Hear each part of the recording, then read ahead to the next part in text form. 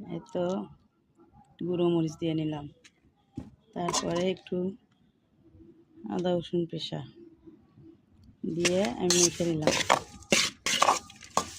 এই যে আমার মাখা শেষ।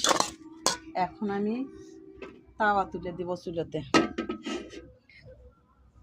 ভাই তাওয়া দেখে আবার হাসেন না জানি, তাওয়ার একটা হাত আছে একটা নাই, মানুষের মতো হয়ে গেছে, ওটা খুলে গেছে। কোনো কিছু মনে করেন না ভাই, কিসের জন্য, আমি তো বড় লোক মানুষ না ভাই, গরিব মানুষ। ওই জন্যে যে রকম আছে সেই রকমই রান্না করি, ঠিক আছে। তেলটা একটু গরম হোক। এই তো আমার তেলটা গরম হয়ে গেছে। আমার তেল না, কড়াইয়ের তেল। এখন আমি মাছ দিয়ে দিলাম, মাছটা ভাজা হবে।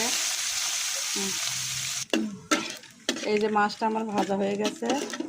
এখন আমি এই যে বাটিতে ঢালে দিলাম।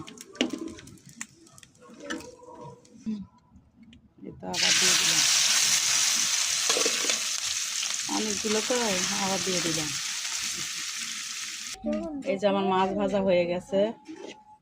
এখন আমি এগুলো ঢালে নিব। ভাই এগুলোর মাছ আপনারা আমাদের বগুড়ার দেশের মানুষ হলে চিনবেন, কিসের জন্য।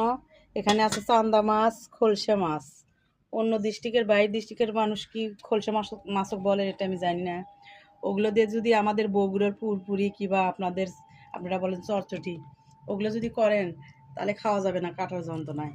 ওই জন্য ভাজে করলাম। এই তেজপাতা দিলাম, তারপরে কাঁচামরিচ পেস্ট দিলাম, দিয়ে আমি এখন সামান্য একটু লবণ দিয়ে নিব,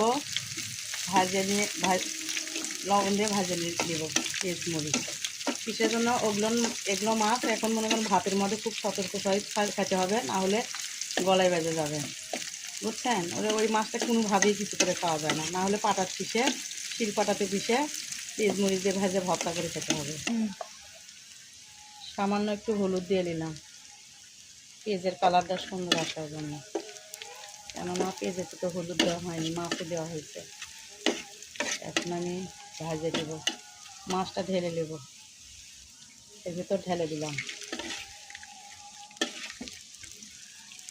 এই তো আমার ভাজা হয়ে গেছে। ভাজার কালারটা কীরকম হয়েছে বলবেন। এই যে আমি এখন ঢেলে দেব।